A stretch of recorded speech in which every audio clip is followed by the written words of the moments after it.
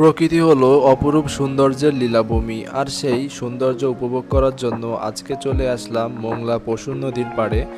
এই নদীর পাড়ে খুব সুন্দর একটি রাস্তা চলে গেছে এবং রাস্তার দুই পাশে হলুদ লাল ফুলে কিন্তু ভরে গেছে, যেটা দেখতে খুবই সুন্দর লাগে। এখানের পরিবেশটা খুবই মনোরম, খুবই মায়াবী। এখানের মানুষের মূল পেশা হলো মাছ ধরা।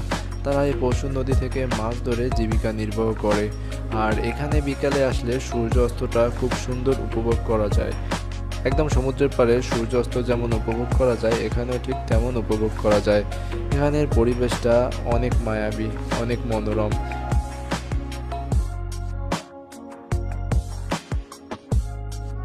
প্রচণ্ড বাতাসে এখানে বিকেলটা উপভোগ করতে অনেক সুন্দর লাগে। একবার এখানে আসলে বারবার আসতে মন চায়।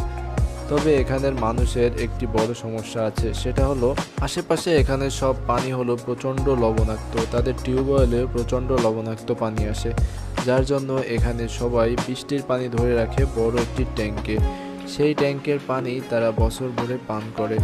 এজন্য এখানে তারা কোনো সবজি এবং ধান চাষ করতে পারে না। তাদের মূল পেশা মাছ ধরা, মাছের উপর নির্ভর করেই তারা টিকে থাকে।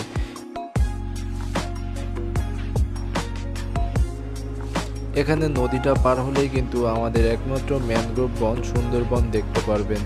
এখান থেকে মোংলার ঘাট থেকেই কিন্তু সুন্দরবনে যায়। এখান থেকে সুন্দরবনটা আমরা ক্লিয়ারলি দেখতে পাচ্ছি। জাস্ট নদীটা পার হলেই আমাদের কিন্তু সুন্দরবন শুরু।